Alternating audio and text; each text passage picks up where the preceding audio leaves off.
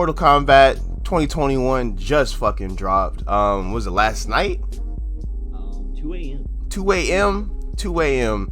And it's been 23 years since we had another Mortal Kombat movie with good old Mortal Kombat Annihilation, which currently has a 2% on fucking Rotten Tomatoes.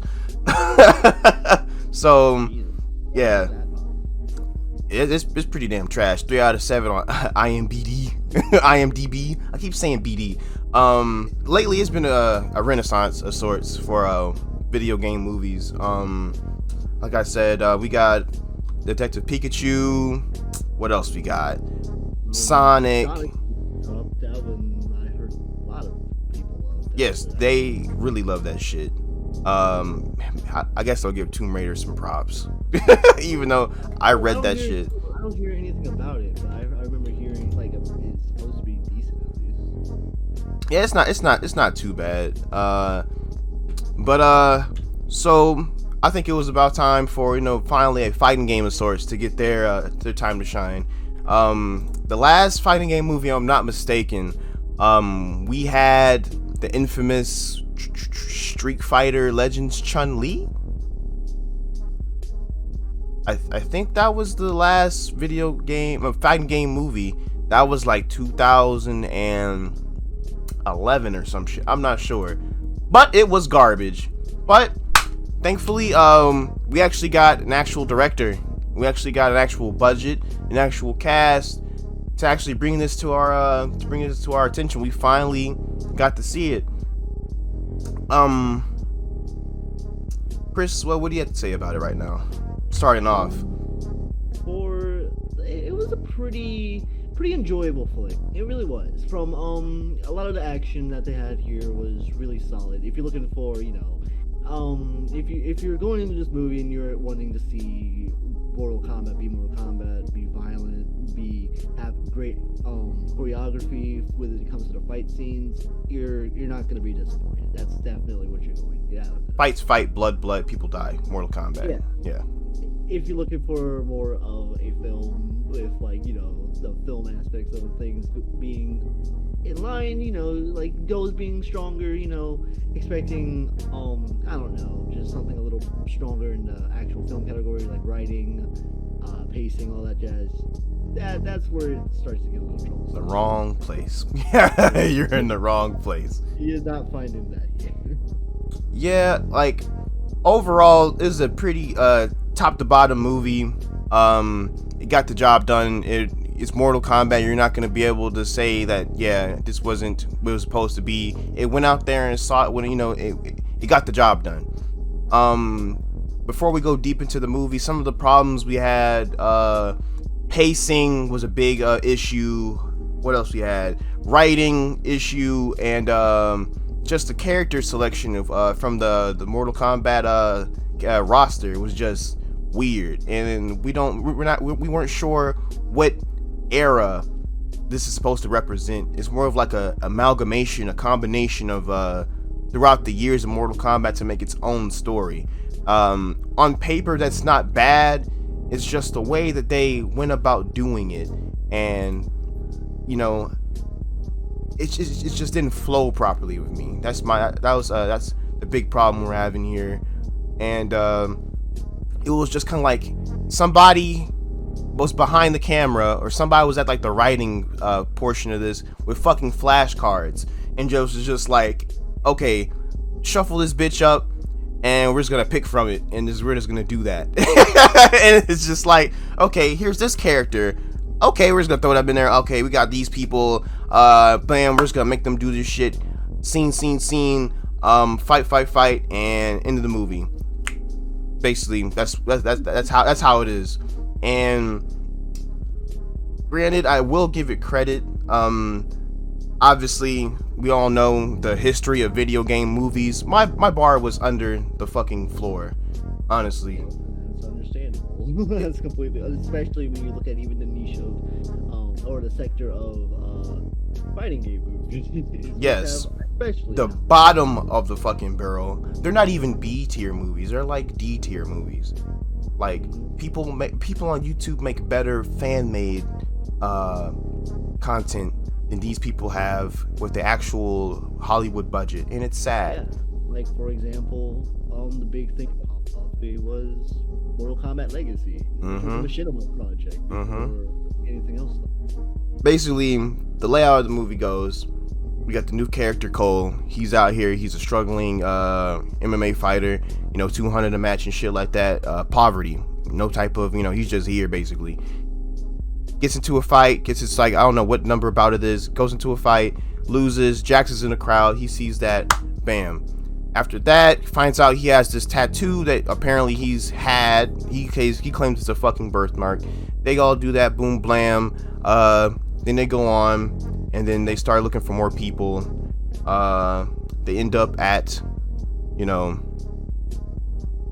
the Raiden's temple, and then and then the desert, and then that's basically where the rest of the movie takes off, and they're fighting. That's basically. From there, they truly run into like Shang Tsung. That's when we actually have like the center cast. This is already bad when you can't remember the main dude's name. Cole. Hey, he's just so faceless. It's Cole. Yeah. You really just project yourself onto the character. Like he's literally the vessel for the audience that doesn't know anything about this universe or anything. And we'll see later on in the review that itself kind of doesn't really pay off. They didn't execute that plan too well later on in the movie. But to not spoil anything for people that would like to watch it, if you are into Mortal Kombat already and you're a fan, or you're just a casual player, a Mortal Kombat, you know of the franchise, you wouldn't be disappointed. Now, like you said earlier, Chris, this isn't like this isn't Scorsese. This isn't gonna get any Academy awards anytime soon, but it gets the job done. You will see characters from different eras of Mortal Kombat, and they're gonna do what they do, but some of them are just too wooden. Yeah. When you watch the film, you're gonna very much know that early on there's gonna be like particularly one that stands out. It's not really a spoiler. Kano's really the standout star. Oh yeah. The cast here. Like after Cole is not a very interesting character at all. By any means. Sub-Zero is cool as hell. No pun intended. Hey. He's cool, but he's not he's not gonna be the talkative. He's not gonna be a lot of scenes. But in like a lot of this scenes early on into the great portion of a film, and he carries it. He carries it a lot. It would say him, and who else would you say? I would say Kano, and mainly Sub-Zero whenever he appears on camera and he does his thing. When Sub-Zero is brought to your attention in his scenes, Sub-Zero actually is a threat. Like from top to bottom, he does what he's supposed to do. He is a perfect villain for this movie. I wouldn't say he carries it, but his scenes are enough to draw you in and keep watching. And actually, he does something different every time. But mainly, I would lean towards Kano. He kind of like, if it wasn't for Kano's well-placed comedic presence, I think this movie would be very, like, I wouldn't say dull, but it would. I feel like it would take itself too seriously if Kano wasn't in this movie doing what he did. That is exactly, actually, I would say exactly that. A lot of people were, a lot of Mortal Kombat fans were looking at this movie when they revealed that there would be no Johnny Cage. That immediately probably sent like a lot of questions to people, like, there's no Johnny Cage, like, you're not gonna. He's obviously to lore wise, he's a super important character. Yes. To Mortal Kombat in general, super important character. Like, how are they going to replace that? They do a really good job with Kano with that. They do a really good job. Very honestly, it got to the point that I didn't care anymore.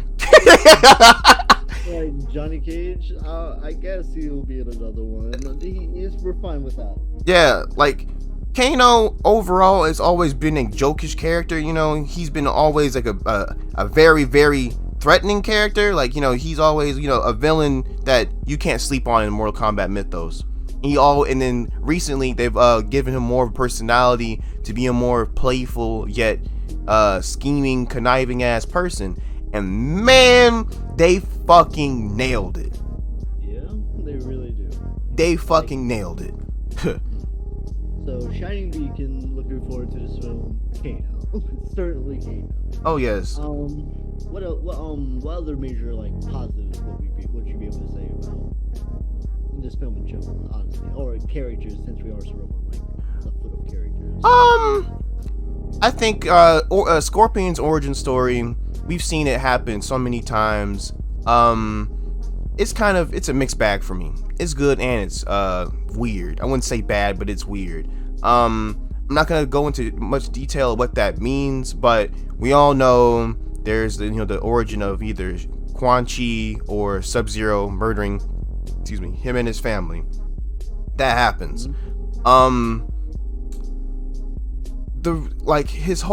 He's driven by it. It becomes him. He's a spirit of vengeance and all that. But the way that progresses onward throughout, his character, his lore, it's always been different for the most part. He's either been evil, neutral, good. This time, it's more like he's, they're making Scorpion more of an outright hero at this point, And later on in the movie, you will see how that basically plays out with other characters. Not gonna spoil anything. I'll let you guys determine that. It was interesting how they did it. It was something brand new and fresh, but it was just like, okay, how does that really work? But honestly, it was a change for me that was welcome. It may not sit with me too much. It's hard to explain, but overall, it's a decent change. It's a decent change. Yes. And again, like, yeah, it's not at all going to be again, for those looking forward to, like we were talking about earlier, just in general, when it comes to adaptations like this, it's not a one-to-one retelling. But of course, I feel like, yeah, it is. I feel like, with how they handled the origin, at least when you start to see all the other elements come into play, and like even some of the more confusing ones, you see why they went with what they did. Mm-hmm. Yeah, that's all I have to say.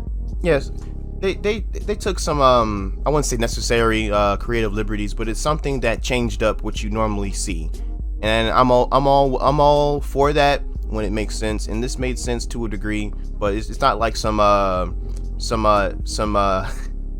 Death Note Netflix shit. Oh no! Don't be expecting anything like that. Like when I mean creative liberties, they're just not gonna fucking just drop Mortal Kombat to be plainly in just California, and Outworld's just Beverly Hills, and Shao Kahn is, I don't know, fucking the president. I don't fucking know, goofy shit like that. Stuff like that. So I just immediately got like the image of like that GIF of Trump turning into Shakespeare. yeah. I ain't gonna lie, that'd be fire though. That'd be hilarious. But yeah, another thing to look forward to. Mortal Kombat people will do Mortal Kombat things. You will see fatalities. You will see special moves. Not all of them, but you will see them. But you will see certain things will be left off. You would like to see more payoffs. Of course, you already know you're gonna get the classic get over here and stuff. But there's points in the movie where not everybody gets their get over here. Yeah. And there's actually there's also a lot of like references. Like a lot of them are both like within the writing itself and also imagery. It's all around it, yeah, with the imagery and whatnot. Mm-hmm. Like I know you spotted like a ton. I heard like every now and then, like Mortal Kombat fans, you'll hear like Liu Kang will mention Raicho. I was mm-hmm. like, oh yeah, he said Raicho. The fat guy, yeah. But like, yeah, no, like very much. It seems like they very much are like making this for fans. They do a lot of recognizing like a lot of the things from the lore that people will catch, like huge fans will catch. Like to like the regular watcher, you're not gonna know who the hell the great Kung Lao is, but Right. I say all the fans out there watching, if you hear that name, you already know that's awesome as hell. You Right. They include that in the film. Like even mentioning it. Yeah. I mean, that goes to show that they care. It's not just like at face value how much they care about like it's not like, oh, cool guy with blade hat. No, they talk about it shows that they're doing their research. Even if they are making, obviously they make some changes. It does show that they actually have been taking into consideration the lore that they're doing. The IP, yeah. And sadly, this isn't the industry norm. No, it's unfortunately not. It really should be. Like, if you're gonna make a movie about an IP like this that is beloved, cherished, the Mortal Kombat franchise is my favorite franchise of all time, above everything else. Star Wars, Tekken, all that shit. It's my favorite franchise from every type of media. And to see Mortal Kombat finally get its, it's actually some actual, actual movie from somebody that actually went in, took the time and actually learned the lore and actually incorporated it in a tasteful manner, makes my heart sing. It really does. It really does. There's a lot of stuff, like you said earlier, the casual viewer will miss, but it's not, a Watch Mojo video will brush you up on that instantly. There's stuff. Top 10 references in Mortal Kombat 2021. Basically. But yeah, it's just like it goes to show you that stuff like this can be done. Not every video game movie or adaptation has to go the route as Warcraft or the Mario Bros 1993 movie or God forbid Death Note, Netflix Death Note. Oh god, like that's the pinnacle of bad adaptation of recent for me. Yes. That was bad. Like that was sad. Because at that point, it's just them using a well-known IP to make money. That's all it was, just to get views. That's all it was. Straight up cash grab. For real. Like, if we say they make a Dark Souls movie, you already know people like Isaac and the people that love that game are gonna go and watch it because it's a Dark Souls movie. They want to see the lore, they want to see what's going on, and they walk up in this shit and it's like it's like Shrek. Like, what the fuck is this? They're like, it's too late now. You've already paid your money. It's already too late, bro. It's already too late, and it's just a breath of fresh air. But with that said, there's still, like I said, we're just now learning to make. It's sad to say this. We're now learning to make decent video game live action adaptations, and it does fall short in a little bit, in some categories. But overall, I would say it's not too bad.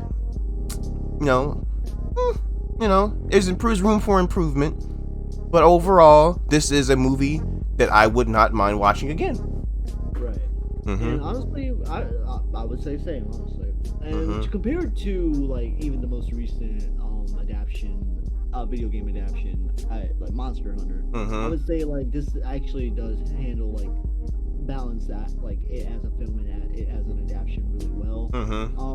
The one thing like that like again I lauded the choreography. I absolutely hated it, and I hated what they did in Monster Hunter. They had actors that were they had actors that were great physical actors, but instead of letting them actually show off their their prowess and with the action scenes, let what they're doing convey it. They shake the cam and have like 50 trillion cuts. Yeah. They don't do that here. That's what I actually really appreciate, and that is like I'm You're right. I'm gonna just segue quickly into like sort of like the more technical aspects of it. Is that like? Yeah, it's good. It's good. Like I said earlier, though, the fight choreography real fucking good, and like again, like in comparison to like Monster Hunter, absolutely blows it out of the water in that proportion. If you're like when it comes to like that sort of thing, because they like these are physical actors, especially when you got Tassim, which I remember seeing in one. I can't remember the movie. Wasn't he in Fast and Furious too? He was in one. I think he was in one of those Fast and Furious movies. One of the newer ones, I think. East Asian actor that, besides like major, like for like the martial arts stuff, from I could remember was the guy from Monster Hunter. I can't remember. I know. God damn. Yeah, I know what you're talking about. Yeah, he was in the little kickboxing movie. Yeah, Umba. But I can't remember at the moment. But Joel, he's in another Indonesian film that I watched that was on Netflix a while back. The Raid. No, is he in The Raid? That's Iko Uwais. The Raid Redemption apparently is. He was in Fast and Furious 6. Oh, okay. And Star Trek. God damn, this man was in some shit. What's the one Indonesian movie that I don't know. Warrior? No, something else. The Swordsman, Hit and Run, The Night Comes for Us, The Diary of Letters. The Night Comes for Us. Okay. That's a really good thing. It's really good. Okay. But yeah, like, and like actually, yeah. Though he's again here. He's again obviously a very physical actor, and that showed off again here. But yeah, no, choreography really fucking good. Story overall, oh man. Without getting into spoilers, it takes even with like looking at it outside of Mortal Kombat context, it's just not very well written. It's not. And I found the movie from its entire length to be entertaining. Again, like the comedy for most part hits and lands really well, especially Kano. It hits really good. The writing, or at least the comedy in this movie actually lands pretty well. When it comes to actually storytelling, it's a bit all over the place. It really is. It does its best in trying to explain this world and make it trying to make it different from the IP in order to make it more accessible to the general audience. But not saying that the Mortal Kombat lore itself isn't complex as hell. And like that, need for some people need that a little bit more. But in general, the writing for like the story here is a bit of a mess. Yeah. Go ahead. You go ahead. It was like I said earlier, when they just got like a bunch of like cue cards or some shit, like flash cards, and just like started picking shit out and just putting them in place and stuff like that. It was just like they tried to implement too much and try to do too much in such a short amount of time. If they drug out the runtime a little bit longer, I feel like some of it would have flowed more smoothly. But towards the middle, yeah, you can keep going. Essentially let their ideas breathe a little bit. Yeah. Because of that, and just general and some of the things just weren't landing for me. Let me think in particular. If I had to say, it would just mostly be not to spoil it, but like how they explain certain characters' abilities and whatnot, and like how they come to understanding their abilities, and like how they come to joining the tournament. Like that's when it starts to get really weird. Very, very hazy. A lot of stuff happens off screen in conversation, basically. And but also, as you were saying with the pacing, that like hit a brick wall in the middle part, like the middle act. Oh yeah. It got, not slowed down, rather it actually sped way too it was full of normal speed and then just gone. It was out of here. Usain bolted the fuck away. For real. It got crazy, like in the middle to the last act. But just generally, technically, it just was weird. Some CGI was really weird too. Yeah, when Goro was about to jump on Cole, as they showed in the trailer, as I saw it in movie, that looked weird as hell. Yeah, that Cole's outfit, like you were saying earlier, oh my god, that man Cole had a fucking outfit made out of Nerf. Nerf material. You'll see what I'm talking about later, viewers. Cause you'll see, but they kind of showed it in the trailer already. But you'll see later on in the movie, Cole gets a different outfit for undisclosed reasons. But it looks like it's made out of fucking felt. Like, that was disgusting. And it was just that and like baggy Liu Kang pants. I didn't understand it. That was rushed, weird. The CG, but I'll give the CG a tad a bit of slack because of the what you call it, the budget. I'll give them some a little bit of slack. I mean, a little bit of leeway, but it was just implemented in the wrong way. I don't understand why that scene Cole was animated in the first place. Yeah, that should have been practical. That suit should have been practical. Yeah, that didn't make any sense to me. And yeah, it's just I don't know. Another one that actually stood out to me, not spoilery, but a certain character shoots fire. Not Liu Kang, but another character. He does something and it uses fire, and the fire looked cartoony as hell. Yeah. But that was, you know what I'm talking about. Mm-hmm. Yeah, that was just jarring. Yep. But it's like you can go. No, that was good. That's all I was gonna say. Essentially, it's like, again, like I was just going to agree. Like, if the budget was a little smaller, then I totally understand. But it was noticeable. It was noticeable in some parts. Yeah. Besides that, character selection choice, iffy. It didn't really make sense. Didn't really make sense to me at all. You'll see when you guys watch the movie, they pick and choose characters from different eras of the Mortal Kombat mythos, and they really don't do much.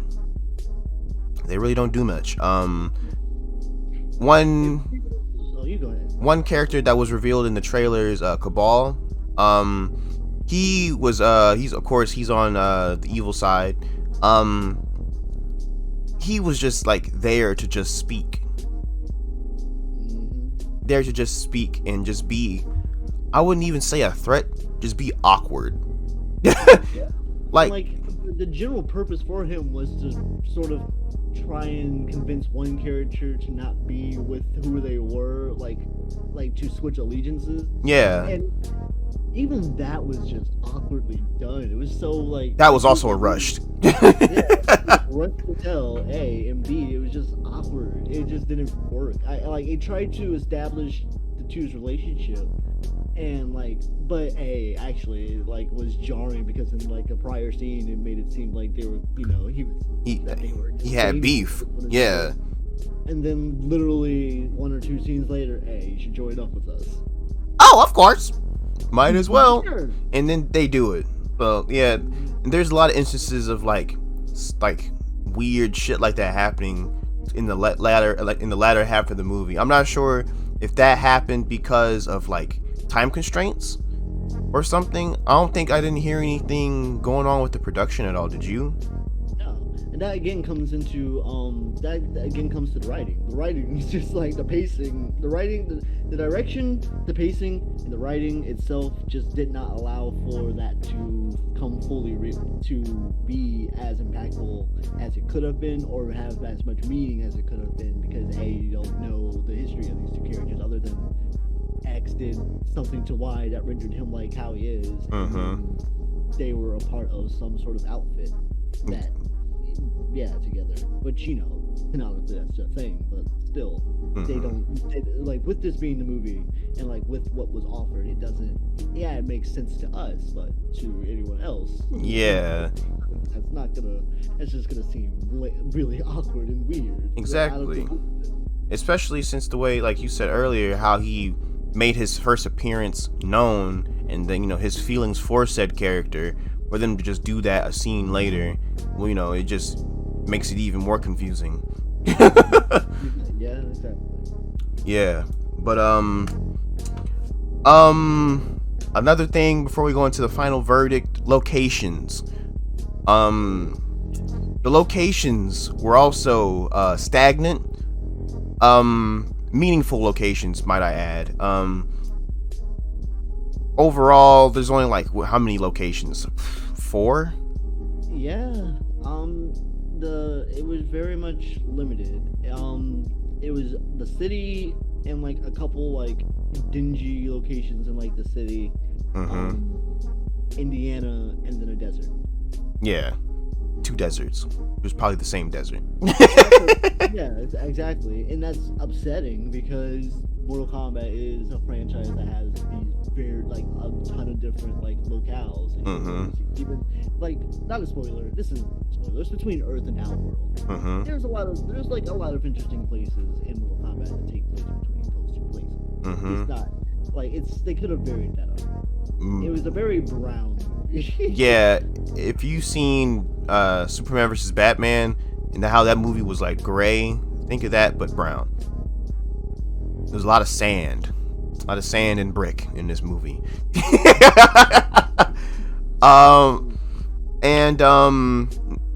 Once again, before you go into the final verdict, in like the tail end of the movie where everything starts ramping up like times 50 at this point, it was already like times 5, times 10. It went even faster. They started showing like snippets of other locales. I'm not gonna say what they are, but everybody starts doing their little things. Everybody starts doing their fatalities and stuff. As to be expected in a Mortal Kombat movie. Everybody starts doing their thing, and the end kind of is not really memorable. Would you say? Yeah, no, I agree. Like the general fighting, like the last like sense of fighting, or like the actual end. The whole like the end of the movie, it's like hazy. Honestly, yeah, I couldn't even. Yeah, it really isn't like you don't really get to soak in what's going on. Honestly, it's not gonna slow pan and show you like where we are, but like it doesn't leave room to breathe to really take in what the hell's even happening. Yeah. Cut. Yeah, it's just like, okay, now we're done. And like, yeah, it's a Mortal Kombat movie, but that's a little too much combat. Yeah, too much combat. Yeah, such a high fucking rate. And yeah, so that's that. One last thing, not really sure what era this is. Like, yeah, like what portion, like, it's supposed to match up with some portion of the Mortal Kombat franchise, like Mortal Kombat 1 through something. Like we said, they're plucking characters from different eras of the game, so we don't know if this is something later on or something. We don't see this is really a spoiler, but don't be expecting to see Shao Kahn outside of a fucking tapestry or a fucking statue. You're not gonna see him at all. Not even a mention? Did they even mention Shao Kahn? No, I don't remember his name coming up. I only remember seeing like the little painting. For people that are unfamiliar of Mortal Kombat, Shang Tsung is basically Shao Kahn's bitch. Okay, that he is his paper boy, and for him to be doing this shit in the name of Shao Kahn, for you not to mention this man is weird. It's weird. With that said, I don't think this is a spoiler either. And the way I interpreted this isn't even Mortal Kombat 1. I'm thinking this is just a prequel to lead into the first tournament, because there's tournament talks in the beginning of the movie with Raiden and all of them. There's tournament talks, but this isn't a tournament. They're just out here fighting. There's no tournament, no Shao Kahn, no NCAA rules, no shit, no type of nothing. They're just fighting. So I'm thinking this is just a prequel, and they're gonna lead in to the next. Apparently we're slated for 3 more movies of this shit. So a lot of Mortal Kombat will be on the way if they play their cards right. So overall, Chris, the viewers, upon further inspection, upon further review, going over this cinema, I'll have to give it either a 6.5 or a 7. I think I'm in the same range. I was thinking like a hard 6. Mm-hmm. Definitely like a hard 6 for me. Mm-hmm. Generally just yeah, I like just again very much an enjoyable film from start to finish. Yes. Like, I was not bored a second. I thought like yeah, like again the fights were awesome. Some of the character designs were really great. They do emulate a lot of like I know like you were saying they emulate MK11 a lot. Mm-hmm. And yeah, some of them were just really good. But yeah, no, from like there's like a little bit too much going wrong outside of like some of the references, outside of some of like the what they're doing with like lore and stuff that makes it less appealing. But like I said, I would give it like a solid 6, above like a mid score, like a 5, like mediocre. Yeah. Like that. It definitely was more enjoyable. I would definitely probably end up like if this came on and I was like, oh, it's Mortal Kombat, I would sit down and watch it again. Right. It's great. It's a fun movie.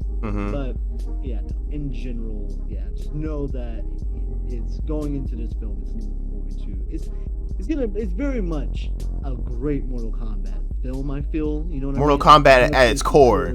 Yeah. Yeah. Mortal Kombat. It represents it. There you go. Yeah. There you go. Yeah.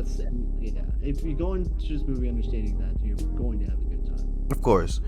The way I see it, it's kind of like the next big sports star, the next LeBron James, the next Michael Jordan. This movie had a lot on its shoulders. It had a lot. This movie right here had a lot riding for it. It was, like I said before, it's been 23 years since we had a Mortal Kombat movie. 23 years. That was during the PlayStation 1 days, my guy. That's a whole like my bad. That's a whole 4 game generations ago. It's been a minute. I don't think I was even conceived yet when this game came out, when this movie came out, bro. This is the year I was born. The year, not the time of, just the year, and it does what it has to do. I feel like if we were to give this a title, I would say it's a hopeful project that tries to do too much to overcompensate for what the franchise had before. And like if there are indeed supposed to be 4 more movies after this, that very much this could very much be improved. Like a lot of the issues can just get figured out with the sequel. Like they just sit down and try and write themselves out of like some places with some of the things that they do. They can just come back with a little stronger characterization for some of these folks, and it will be the sequel is lined up to being either pretty damn good to it could go the completely different other way. Like it's really in that position at this point. Yeah, they just really need to just sit here. If constructive criticism were ever to be played in a practical setting, it would be with this. They really need to just talk and see how like viewer feedback and just see what the fans say. Should even maybe consult Ed Boon himself and see how they feel about it and just go on from there. A lot of this could have been avoided, and honestly, with 4 more movies coming out, they have to fix this pacing problem. They have to fix it.